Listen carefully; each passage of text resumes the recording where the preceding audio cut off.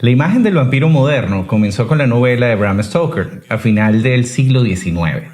Durante el siglo XX, Hollywood ordeñó la idea hasta casi el cansancio. Mira, cientos de films en los que nos mostraron vampiros monstruosos, guapos, hipster, viejos, niños. Sin embargo, el origen del vampiro se remonta a la antigüedad. En este episodio de Cosas Muy Importantes, les traemos un capítulo muy importante sobre vampiros. Cosas muy importantes, con Daniela y Federico. Bienvenidos a Cosas Muy Importantes. Muy importantes. Episodio 130, un episodio que nos han pedido muchísimo, vampiros. A Daniela no le gustan los vampiros. Mira, o sea, de todas esas figuras del terror, la que siempre me ha parecido más ridícula es el vampiro. ¿Por qué? Porque es como cursi. No vale, no. O sea, ojo, no es que no me guste, pero no los respeto tanto, pues. O sea, me pueden llevar a la risa mucho más rápido que al terror. Claro. Si tengo que explicarlo de alguna manera. Pero ¿cuál fue tu primer acercamiento a un vampiro? Bueno, yo creo que como todo el mundo, Drácula, ¿no? Y Drácula caricaturizado desde niña. O sea, la figura de Drácula es tan clásica que recordar cuándo conociste a Drácula por primera vez es difícil. Porque yo te cuento, en el 83 o 84 pasaron aquí en la televisión El misterio de Salem Slot, que está basada en la novela de Stephen King. Actualmente, o sea, al día de hoy, yo creo que nadie ha hecho un vampiro más aterrador que el que aparece en esa película. Te estoy hablando que es una película que se hizo hace 30, Pero no será 40 que años. tienes la visión de que la viste siendo niño y eso te impactó. No, todavía es aterradora. Ok. Aterrador es el Drácula de Bram Stoker de la película de Francis Ford Coppola. Me encanta. Que lo hace Gary Oldman, es impecable. Pero es que todo lo que haga Gary Oldman... Pero cuando saltamos a los vampiros de Anne Rice, por ejemplo... Es que... yo sé que Anne Rice no puedo hablar mal de ella porque tiene sus seguidores de culto. Pero Anne Rice nos arruinó el vampiro. Sí, porque lo volvió cursi. Pero... ¿No? Tú leíste el libro, yo me leí el libro. Entrevista con el vampiro, no lo terminé, debo confesarlo, pero porque me aburrí, pero insisto, los fanáticos de Anne Rice me van a venir a linchar, pero que hagan cola detrás de los historiadores. Mira, antes de comenzar, tenemos que agradecer a nuestro aliado comercial. A WeConnect. WeConnect /BE, WeConnect /DO, el mejor coworking de Caracas y de Santo Domingo, que muy pronto vamos a ir a grabar otras cositas a WeConnect, porque además también tienen sala de podcast. Exacto. ¿Dónde están ellos? En Caracas está en el Centro Lido y en Santo Domingo en el Centro Comercial Blue Mall. También vamos a agradecer a los 36 mecenas que tenemos en Patreon, que están remando semana a semana. Ustedes se pueden suscribir, ojo, 36 reman, y hay varios que están en el bote meciendo. Echados en las tumbonas, Que todavía agarrando no han sol. empezado a remar, que se suscribieron de manera gratuita y de igual manera pueden conseguir algunos contenidos libres. Pero si usted quiere verle el queso a la tostada, como decimos, remen. Súmense a cualquiera de nuestros planes pagos desde $3 mensuales, que no enriquecen ni empobrecen a nadie. Y pues empiezan a gozar de los beneficios de ser miembros de nuestro chat de WhatsApp muy importante y tener acceso anticipado a los episodios, entre otras cosas. Por cierto, este capítulo está saliendo en video. Este capítulo está saliendo en video, o por lo menos vamos a intentar que salga en video. Exacto. O sea, lo estamos grabando. De ahí a que lo podamos editar, subir a YouTube y todos los planetas se alineen en pro de que esto salga en video. Bueno, vamos a ver qué pasa. Pavosa. Eres más pavosa que Anne Rice. Sí, bueno, es que este es el episodio de vampiros, me tengo que poner pavosa. Vamos a comenzar de una vez. ¿Qué te parece si arrancamos con algo de ñoñología? Fíjate, vampiro. Nosotros tenemos esa imagen del tipo con un frac y los colmillos, Sí. pero realmente, según el folclore, o sea, de donde viene, es una criatura que se alimenta de la esencia vital de otros seres para mantenerse vivo. Exacto. En algunas culturas orientales y aborígenes, esta superstición es una deidad demoníaca o un dios menor que forma parte del panteón siniestro de las mitologías. Exacto.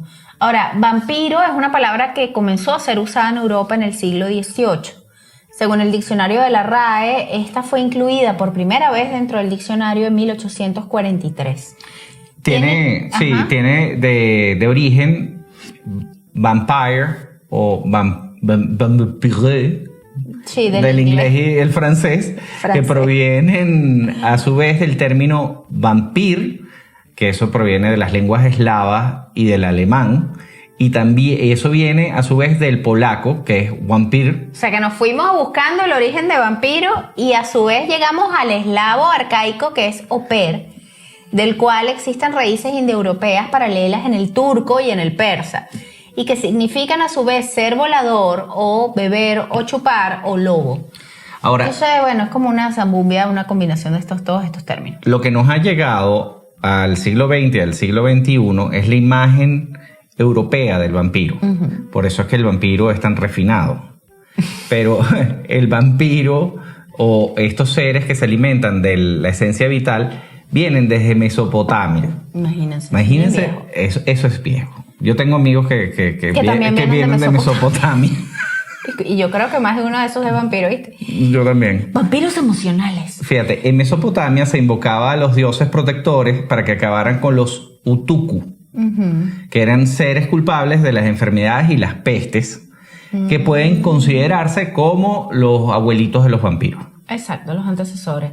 En la antigua China se creía que existían unos seres que se llamaban los Yanxi, o una especie de vampiro zombie, que tenían unas extremidades rígidas de manera que solo podían avanzar dando pequeños saltos con los brazos extendidos, completamente ciegos.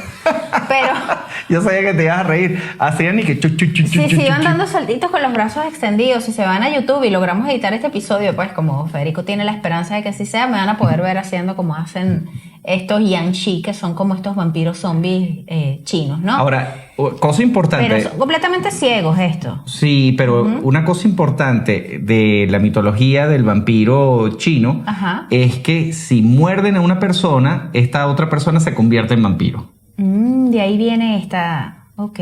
Por lo menos, según los chinos, era así. Esa era la creencia. Que si mordían a una persona, también la convertían en otra especie de vampiro zombie muerto viviente, tieso, ciego.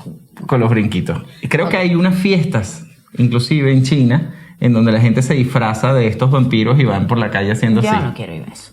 Mira, en el antiguo Egipto, la diosa de la guerra Sekhmet, que era hija de Ra, llamada la Terrible, oye, vale, porque seguramente tenía un temperamento muy suave, asoló la tierra para castigar a los hombres y solo pudo ser apaciguada embriagándola con un brebaje de color rojo semejante a la sangre que bebía.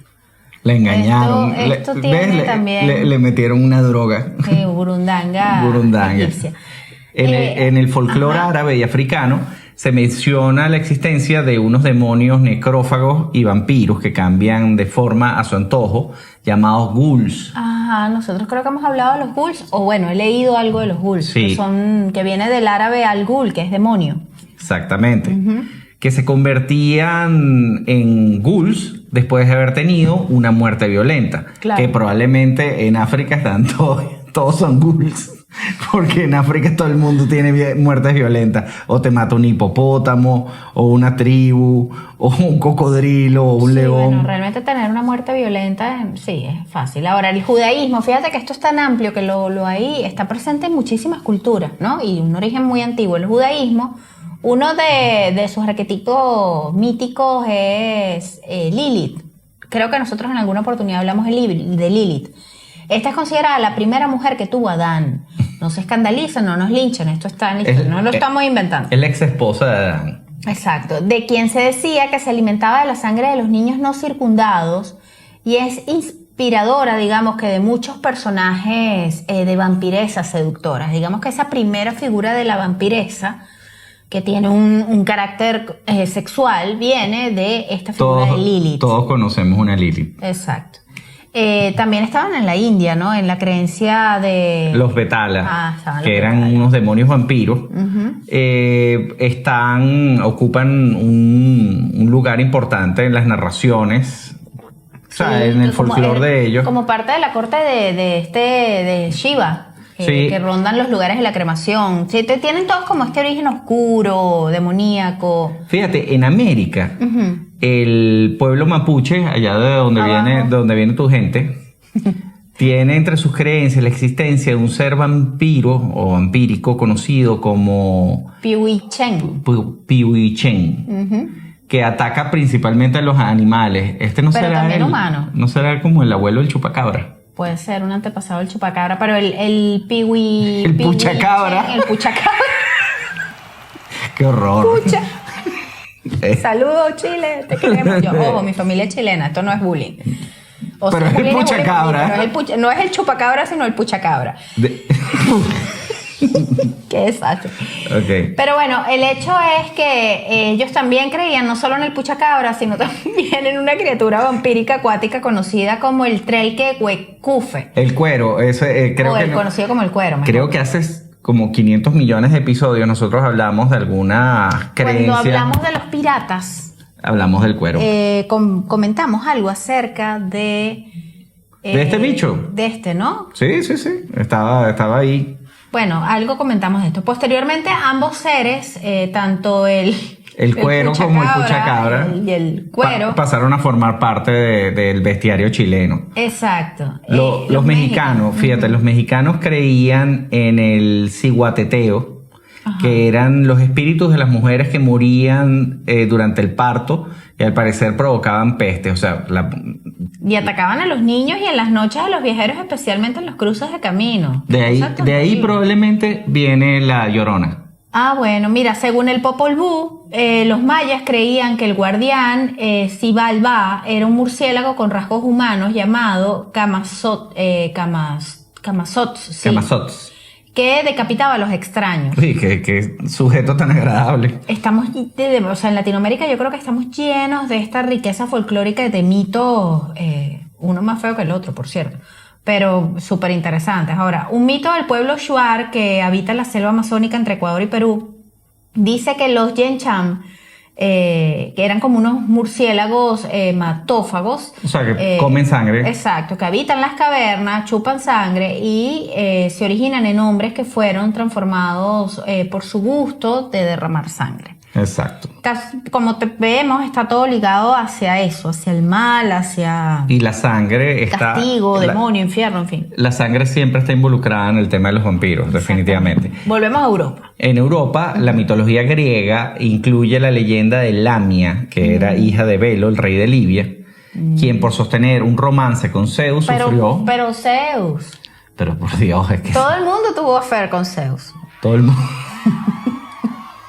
O sea, a ti no te pueden castigar por tener un romance con Zeus. En los grupos de amigos también había un Zeus siempre. Claro, y también había una Hera. ¿Qué pasó? Recordemos, era la esposa de Zeus. Y era apretada, ¿oyó? ¿Qué pasó? Que a esta... Eso sí era un matrimonio tóxico, el de Hera y Zeus. Sí, porque ella se vengaba de unas maneras bien particulares, ¿no? Ahora, la leyenda de Lamia, esta hija de Belo, tiene un romance con Zeus y Hera, obviamente, descarga toda su ira asesinando a sus hijos y así la convierte en un monstruo despiadado que mataba niños y seducía a viajeros extraviados para devorarlos y alimentarse con su sangre. O sea, una cosa bellísima. También tienes a Empusa, que era un ser monstruoso. Esto también es de los griegos, ¿no? Sí, con pies de bronce, que podía transformarse en una bella mujer para seducir a los hombres y beber su sangre o devorarlos. Una vampiresa.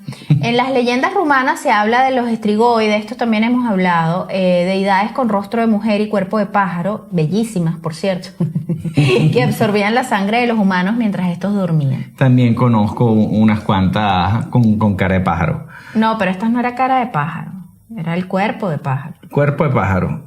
También. Ok, funciona. En el bestiario de la cuaima venezolana hay de todo. Hay de todo, okay. Sí. Yo no me digas dónde entro yo aquí porque vamos a tener un problema y no vamos a terminar el episodio. Tú eres mi esposa. Ay, qué lindo. Ahora bien, los romanos tenían a los larvae, que eran como unos no muertos, unos muertos vivientes quizás. Sí, estos eran los que no habían pagado sus crímenes en vida y... O sea, no te puedes morir. Te vas a quedar ahí como en un limbo fantasmal, absorbiendo la vida de los vivos. Hay personas que ni siquiera merecen morir de lo malos que han sido. Bueno, para eso los romanos tenían una figura. Definitivamente no funcionaba. Pero ¿qué mucho. ocurría? Estos seres esqueléticos se convertían como en una especie de fantasmas que iban absorbiendo la vida de los vivos. Estaban como en un limbo ahí entre vivos y muertos, ¿no? Fíjate como... sí, es un fantasma al final. Los francos tenían una cosa que se llamaba la ley sálica, promulgada en el siglo V, que prevé multas a quienes practiquen el vampirismo. Abro abro comillas. La mujer vampiro que devore a un hombre, comprobándose su culpabilidad, deberá pagar una multa de 8,000 deniers, es decir, 200 sous. No sé cuántos dólares será esto. Pero espérate un momentico, párame este asunto aquí. O sea, castigaban a la mujer, a la que le cobraban era la mujer. O sea, si venía una vampiresa y se trataba de devorar a un hombre, se lo quería comer, pues no podía comérselo, porque tenía que pagar una multa. Exacto. A mí eso no me parece justo, pero bueno. Bueno. Ahora, en España forman parte del mito criaturas como las huaxas en Asturias o las guajonas en Cantabria, y las meigas chuchonas. Dios mío, qué buen nombre. Las meigas chuchonas. Esto es en Galicia. Exacto. Estas eran unas brujas que tenían como un solo colmillito. Exacto. Exactamente. Que les sirve para succionar la sangre de sus víctimas, sobre todo niños. En las islas, imagínate tú que a ti te aterren chiquito y te digan, duérmete porque si no va a venir la meiga chuchona y te va a chupar con su único colmillo. ¿Qué les puedo decir? En las Canarias también existía el mito de las brujas vampiro que succionaban la sangre, ay no, qué feo, de los recién nacidos. Llamadas las brujas de Bailadero. Y probablemente hacen alguna fiesta. Nosotros tenemos varios seguidores en Tenerife que nos pueden confirmar un poco sobre esta leyenda, si todavía la gente cree en esto o esto ya quedó en el pasado. Todo es posible. O mutó hacia otra cosa, sería interesante saber. Ahora, fíjense, entre la realidad y la ficción, entre los siglos 18 y 19. 18, de hecho, desde 1700, llegando a 1700, inclusive 1500 hacia el final, hasta lo que es el siglo XIX, hubo una plaga de vampirismo en Europa. Es decir, todo el mundo empezó a hablar de vampiros y eso culmina con el libro de Bram Stoker. Claro, que fue como la obra cumbre del tema. Sí, esto fue tan así que el mismo Rousseau, recordemos, el de la Revolución Francesa, en 1762 dijo que no había en el mundo una historia tan bien documentada como la de los vampiros. Dice, no le hace falta nada, tiene procesos orales, certificados notables de cirujanos, de sacerdotes y de magistrados. Tenía todo. ¿Viste, Anne Rice? No tenía por qué venir a ponerlos además. Nos arruinó el vampiro. El vampiro estaba redondito. Es más, fíjate, lo de Crepúsculo. No me he metido con Crepúsculo porque no quiero tocar eso todavía. Pero es que eso me parece peor todavía que lo que hizo. Crepúsculo, pero Crepúsculo no hubiese existido sin Anne Rice. Vamos a estar claros. Crepúsculo es un fanfiction de Anne Rice. Sí, aquí es cuando los fans... Es que yo conozco algunos fans de Anne Rice que son bien intensos, que espero que no escuchen el podcast. Pero qué bueno, Dios mío. Yo te voy a decir una cosa. A mí me gustó Entrevista con el vampiro y vuelvo... Hay un tema importante ahí de Louis tratando de conservar su humanidad versus Lestat, que básicamente era un vampiro totalmente entregado a ser vampiro. Sí, eso sí se gozaba su cosa. Y tenías a la niñita que tenía ese problema de que nunca iba a ser adulta, nunca iba a ser mujer y era más mala que el odio. Sí. Y después tú tienes la película, que haces una película con... Oye, el casting de Entrevista con el vampiro es probablemente el mejor casting de los 90. Es probablemente el mejor casting de los 90. Estamos hablando que en una misma película estaba Brad Pitt, Tom Cruise, Antonio Banderas, Christian Slater, Kristen Dunst. ¿Quién más? Yo creo que me está faltando alguien. Pero nada más ese clan de papachongos que estaban y Kristen Dunst, que era una pequeña niña todavía. Sí, pero ya tenía una cara de mala que no se le saltaba un venado en un cohete. Ahora bien, el interés por los vampiros debió mucho al benedictino Agustín Calmet, autor del Tratado sobre Vampiros de 1751, en el que recopiló numerosos casos de vampirismo, supuestamente. Mira, él definía a los vampiros como muertos que salen de sus tumbas y vienen a inquietar a los vivos. Les chupan la sangre, se les aparecen, provocan estrépito en sus puertas y en sus casas y, en fin, a menudo les causan la muerte. Wow. Uno solo se libra de sus manifestaciones desenterrándolos, cortándoles la cabeza, empalándolos, quemándolos o traspasándoles el corazón. O sea, de ahí es donde viene el tema de la estaca. Dios mío. Ahora, una de las primeras evidencias de que un muerto se había convertido en vampiro era la incorruptibilidad del cadáver. Exacto, cuando los desentierran, sus cuerpos están enteros, su sangre todavía fluye, Exacto. sus miembros son flexibles y manejables. Esto es lo que decía Calmet. Y ojo, es muy curioso porque hay relatos y esto probablemente científicos o estudiantes de medicina puedan darle una mayor explicación, que cuentan que sí ocurría, habían cuerpos que los desenterraban y los encontraban así. De hecho, existen dos procesos. Entonces, claro, que es lo más fácil que tú vas a pensar, ¡tú un vampiro! Y bueno, de pronto es... Por supuesto. ¡Vampiro! ¡Un vampiro! Un trapo rojo. Mira, es que habían dos procesos. O sea, este es la momificación. Ajá. De hecho, abres la broma y el tipo está momificado, vampiro. Claro. Y después tienes otro proceso que es la saponificación. Ok, ¿y eso que es? Que la grasa del cuerpo los conserva. Claro, claro. Entonces, esta es la explicación científica. Pero era más fácil decir, ¡es un vampiro! Bueno, claro, estamos hablando que era 1751 cuando este señor escribió esto. Claro. Fíjate, la creencia popular sostenía que para acabar con las apariciones de quienes eran sospechosos de ser vampiros, los desenterraban para atravesarlos con una estaca. Ok. Al parecer, cuando ésta penetraba los cuerpos, los supuestos vampiros daban un grito. Ay, mi madre. Ajá. El Tratado de Calmet narra uno de estos casos, cuando el cazavampiros hizo clavar, según la costumbre, en el corazón una estaca muy aguda, con la que atravesaron todo el cuerpo de parte a parte, lo que le hizo dar un espantoso grito como si estuviera aún con vida. Ay. Esto era lo que este señor consideraba que era una prueba de que era vampiro. Pero ¿qué es lo que pasa? Los científicos a lo que han llegado es que el cuerpo tiene gases. Entonces, si tú perforas... No era un grito, era un gas. Exacto, pero se decía que hacían... Ay. Sí, bueno, un poco tétrico también. Dicen que después de eso ahí realmente moría el vampiro. Después tenías otro fenómeno que Calvet señalaba como que esto es un vampiro. Ahí no hay más nada que hacer, es un vampiro.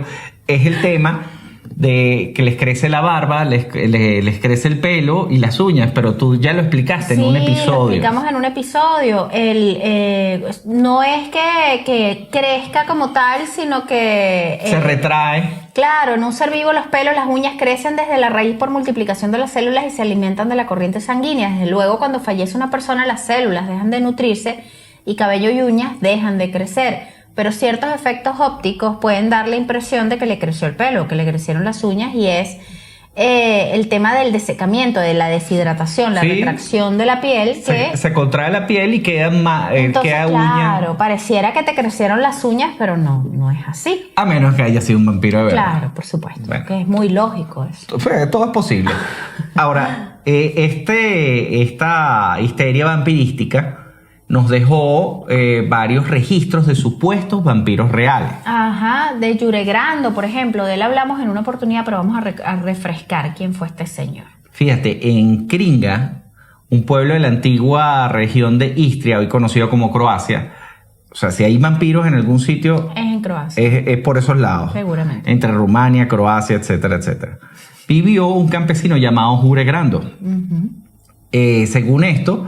Después de que murió, él volvió a la vida. Esa misma noche. Juré murió debido a una enfermedad en 1656 y volvió esa misma noche como un estrigón. Así es que se le decía a los vampiros en este sitio. Y estuvo aterrorizando al pueblo durante 16 años. Sí, se dice que asaltaba a la gente, aterrorizaba a los niños. No, que violaba a la viuda, que la atormentaba. Sí, tenía la viuda loca. Ahora, varios lugareños se reunieron por fin tras un tiempo y trataron de dar caza con este vampiro, con Yure. Lo que consiguieron con una estaca, pues, como termina el folclore. No lo pudieron hacer con la estaca, que era lo que ellos querían hacer. Sí, le cortaron la cabeza. Le cortaron la cabeza a Yure. Nosotros hablamos de esto, no me acuerdo en qué episodio, pero de Yuregrando y del episodio de la cortada de cabeza lo comentamos. Sí, este es importante porque es el primer caso documentado de la historia. Es el primer vampiro documentado. Exactamente. Ahora, ¿Qué ocurrió en Kringa? No tenemos ni idea. Pero bueno, quedó el registro de este señor Juregrando. sí, ya, y es como una leyenda que hay allá. Ahora, el sacerdote perro. ¿Qué es esto, el sacerdote perro, Capo? Fíjate, los escoceses son amantes del whisky. Sí. Y el whisky probablemente los hace fanáticos de los fantasmas y las criaturas fantásticas. Sí. Es decir, cuando ya tú tienes 2 botellas en el guiro, como decimos aquí en Venezuela, llega un momento que puedes ver fantasmas y criaturas Por fantásticas. supuesto. Y no es extrañar que ellos posean también varios vampiros en su folclore, que aparte está lleno de castillos y abadías. Y niebla. Sí, por O supuesto. sea, ¿qué necesitas para tener folclore, vampiros en tu folclore? Castillos, niebla y whisky. Ellos tenían las 3 cosas. Exactamente. Fíjate, de hecho, el castillo de Slane en Cruden Bay fue el que inspiró a Bram Stoker para escribir Drácula. Exactamente. Ahora, esto sucedió en un sitio que se llama Melrose. Dentro de una abadía venía menos, toda derruida, en 1138. Wow. Esto lo cuentan los textos de Guillermo de Newburgh, que vivió dentro de esta abadía hubo un capellán que era para nada ortodoxo. Era un sacerdote que le gustaba cazar a caballo con su jauría de perros. Pero al parecer sus excesos y su ineptitud como cura lo hicieron llamar, la gente lo llamaba el cura perro. Dicen que cuando este tipo murió era tan fastidioso que no tenía una mejor cosa que hacer que regresó a la vida, Como vampiro. a hacerles la vida imposible a la gente de Melrose. Ay, pobre gente. Cuentan que la cosa llegó hasta tal punto que los mismos monjes de la abadía lo persiguieron y lo volvieron a matar ¿En serio? de un hachazo en la cabeza. Ok. Y lo quemaron. Por si acaso. Por si la que sí, totalmente. Mira, también tenemos a Petar Blagojevic, alguien a quien se le conoce como el 9 veces asesino. Vámonos de nuevo a Europa del Este, donde también hay niebla y castillos. El caso de Petar Blagojevic, sí, es uno de los mejores documentados que hay en el siglo XVIII, sobre todo lo que es la histeria vampírica, ¿no?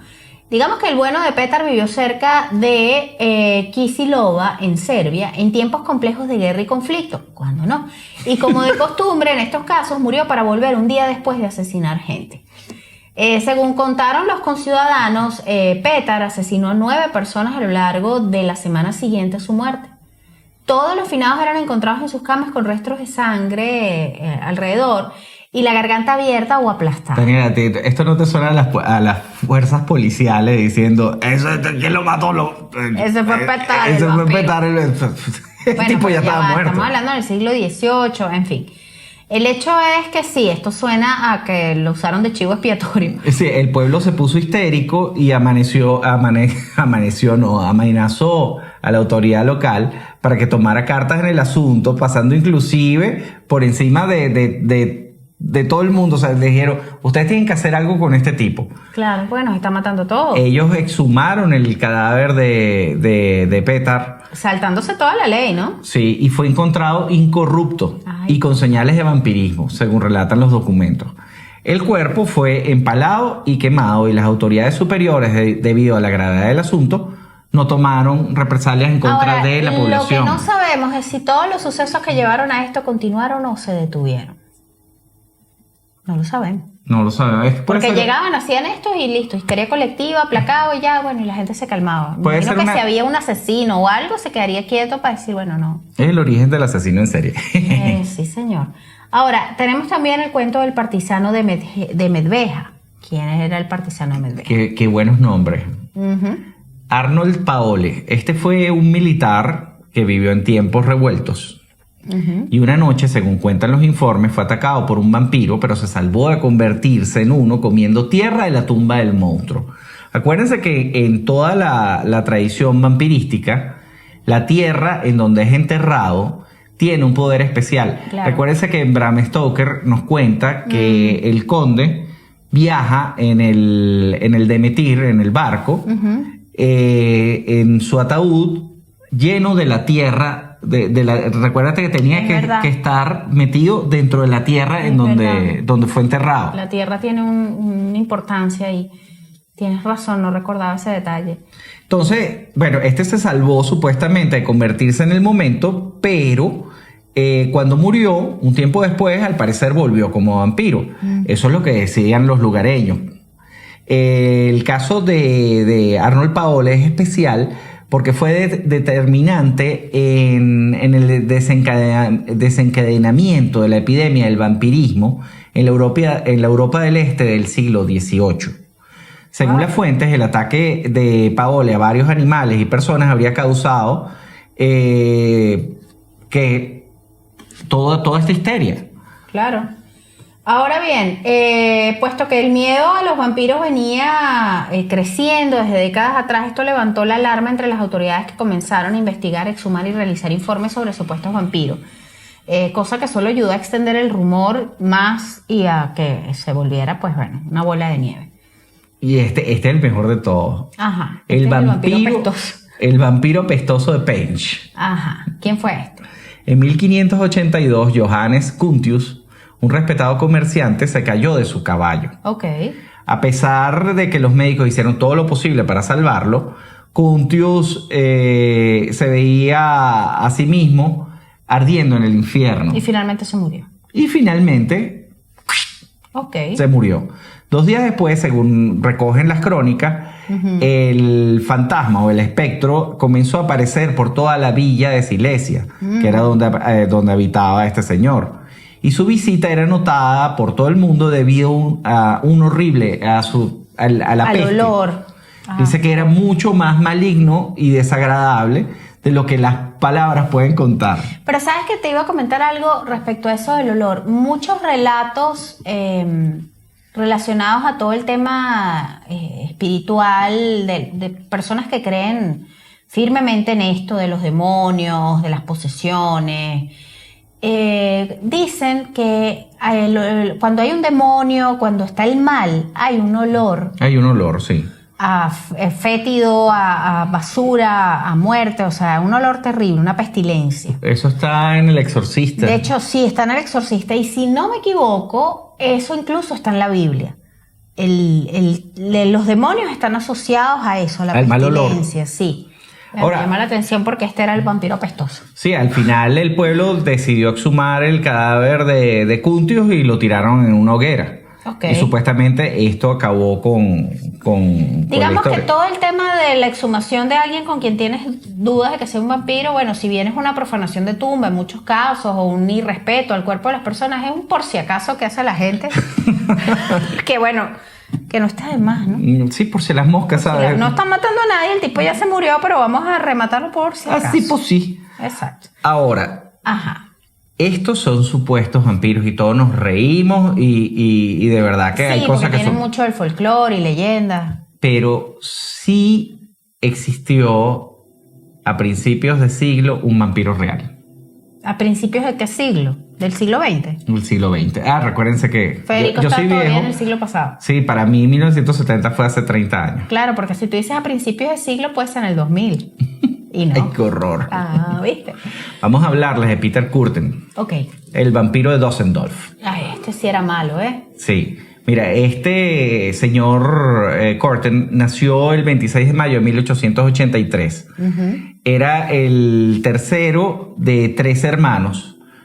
Estos no tenían champú para echarle, o sea, no tenían agua para echarle al champú. Que tampoco tenían. Ok. Entonces, simplemente... La miseria más absoluta. La miseria más absoluta. Okay. Su padre, un alcohólico violento, daba palizas a la mamá. Y abusaba de las hermanas. Y abusaba de las hermanas. Ay, no. Con solo 9 años, Peter decidió escapar de su casa en Düsseldorf, donde la familia se había mudado. Y él decía que la vida era insoportable y simplemente se fue con 9 años. O sea, imagínense lo horrible que tiene que haber sido la vida de este loco. Lo disfuncional de todo, ¿no? A los 9 se va de su casa. Ahora bien, una de las cosas que empieza a ser extraña de Peter es un evento que sucedió cuando él tenía esta edad. Y es que asesinó a 2 amigos ahogándolos en un río. ¡Ay, qué horror!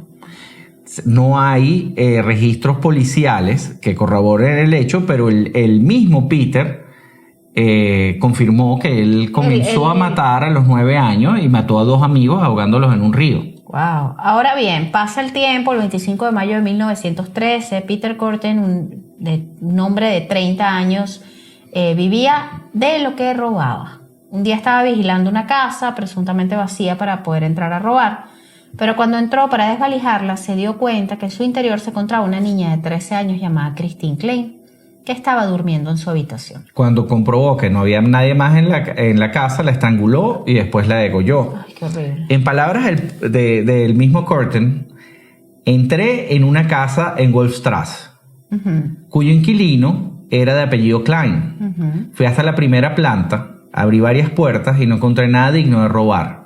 Pero en la cama vi una muchacha durmiendo de aproximadamente 10 años, cubierta con una gruesa cobija de plumas. Tenía un pequeño cuchillo en el bolsillo con el cual corté su garganta. Oí los chorros y el goteo de la sangre en la estera del lado de la cama. Ay, qué horrible.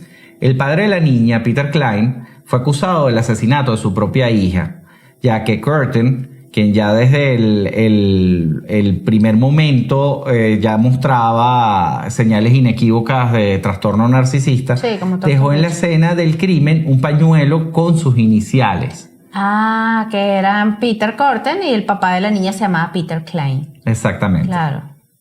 2 meses, horrible. sí, 2 meses después, Corten encontró a su siguiente víctima. En un nuevo asalto domiciliario, el asesino se topó con la joven Gertrude Franken, de 17 años, a la que estranguló con sus propias manos. Este fue como el punto de inflexión que marcaría en el inicio de una serie de asesinatos que aterrorizarían a toda la ciudad de Düsseldorf. Corten, que anteriormente había disfrutado matando y torturando animales, pues empieza a asesinar seres humanos.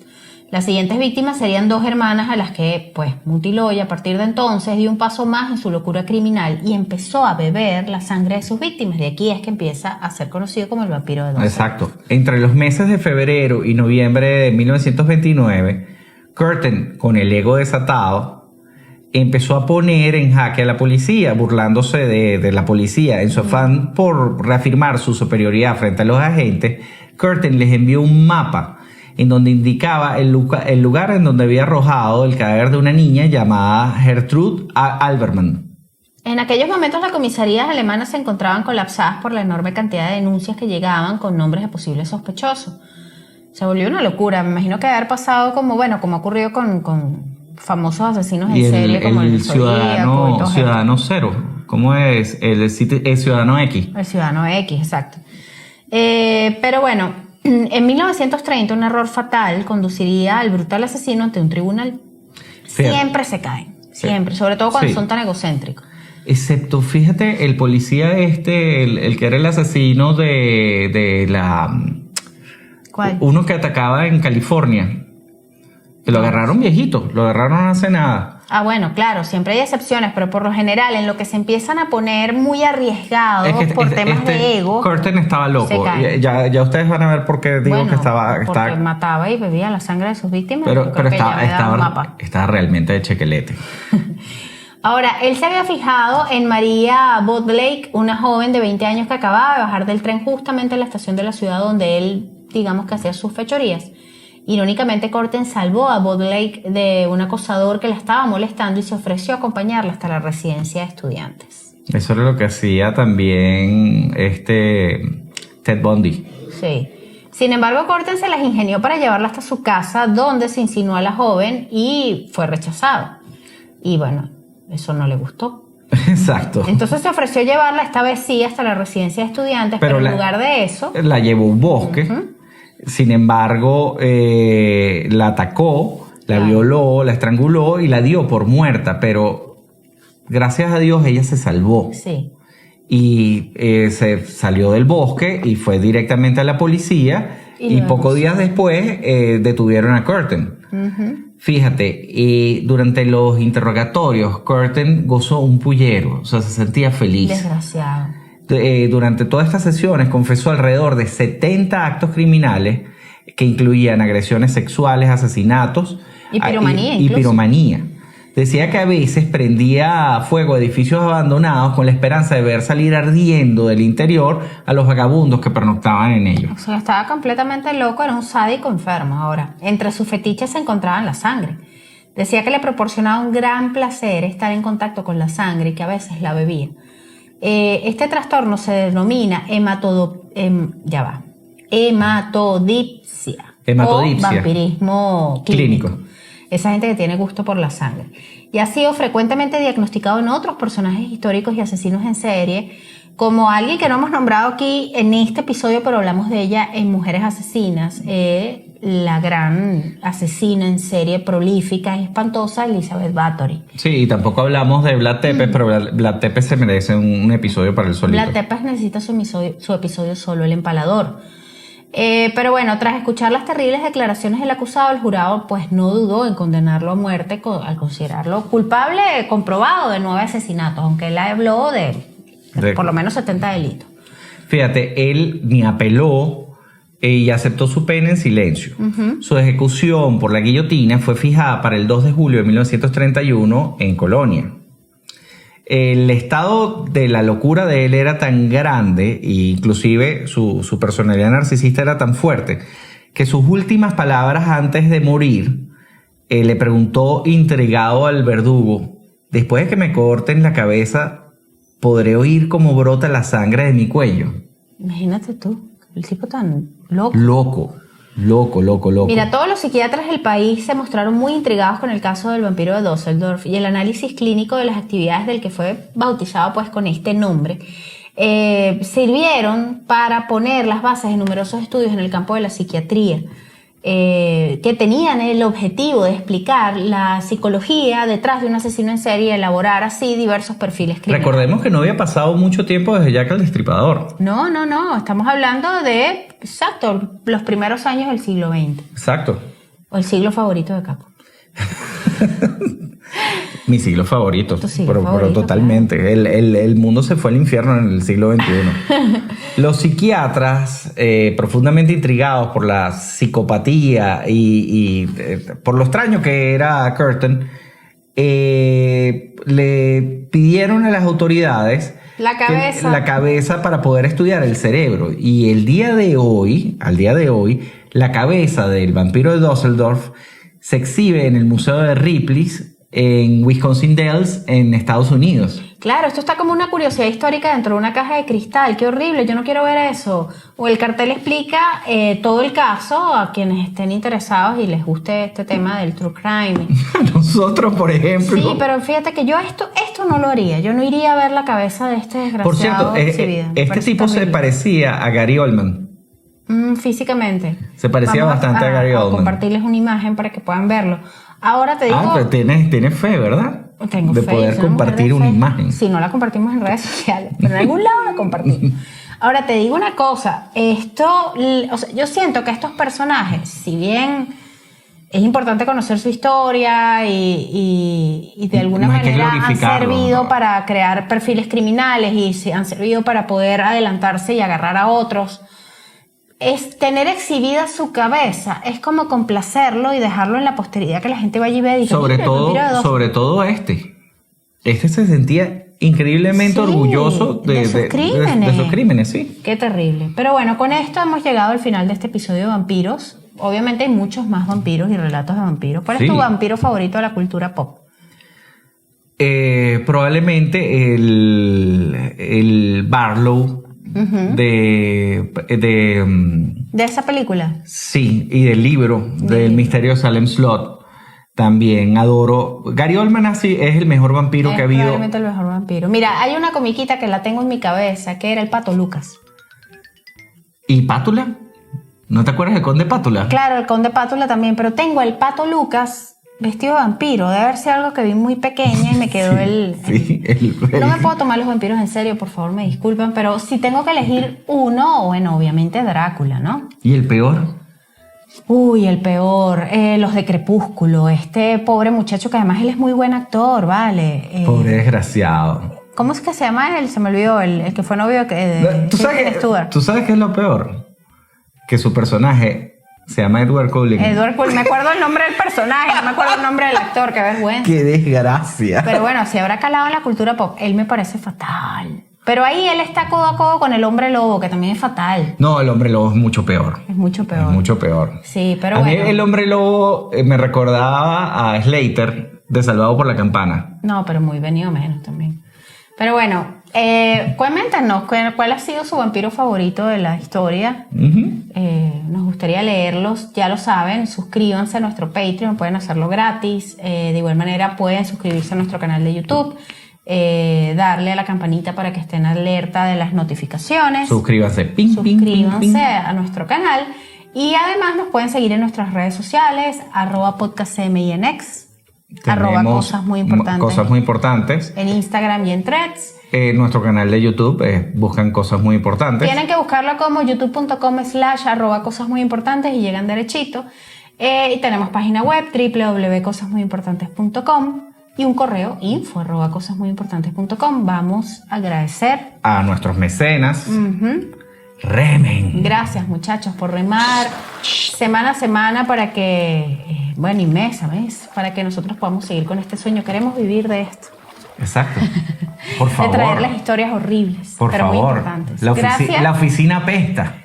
Pero vamos a darle las gracias a nuestro aliado comercial que tiene las mejores oficinas que no apestan. Exactamente. WeConnect en Caracas y en Santo Domingo. En Caracas, en el centro Lido, están a punto de abrir la oficina del piso 15, que es espectacular. Piso 4, piso 12 y piso 15. Hay espacios de trabajo compartidos. Aparte también, si tienen algún evento, una charla, una conferencia, una reunión, pueden contactarlos para alquilar los espacios. Exacto. Y también están en República Dominicana, en Santo Domingo, en un sitio bellísimo que se llama el Blue Mall, en el piso 26, si no me equivoco, con una vista espectacular de Santo Domingo. Esto viene por cortesía de la agencia Twist. Creative Tweets Agency, nuestra agencia de marketing digital y producción de podcast. Y aprovechamos a darle las gracias a nuestra productora muy importante, Dianita Fernández, además la bruja muy importante de Cosas Muy Importantes. Yo creo que a Diana sí le gustan los vampiros. Yo creo que a Diana sí le gustaría más. Yo se la voy a dejar aquí. Diana, a ti te gustaba Crepúsculo, ¿verdad? Ay, ya tiene toda la cara. Esta era fan de Edward Cullen. Sigo sin acordarme el nombre de este muchacho. Robert Pattinson. Señores, muy bien. Mi cerebro es un cúmulo de información inútil. Con este momento de lucidez que acaba de tener Capochi, que se trajo algo del siglo XIX, del siglo XX para acá. No, Crepúsculo es siglo XXI. ¿Ya es siglo XXI? Sí, es verdad. Eso fue ayer. No, ya nada fue ayer. Nosotros vimos la primera. Sí la vimos, yo no la terminé de ver. Sí la vimos. No, pero yo no la terminé de ver. O sea, no la terminé de ver, te lo aseguro. Yo no soporto a Kristen Stewart. Es muy meh. Pero bueno, los vampiros son cursi. Así que bueno, este fue el episodio 130 de Cosas Muy Importantes. Nos vamos de una vez a trabajar en el 131. Esperemos que esto se haya grabado y lo puedan ver. Si no, bueno, lo escuchan donde siempre. Nos perdonan la falla técnica. Federico. Daniela. Chau. Cosas Muy Importantes con Daniela y Federico.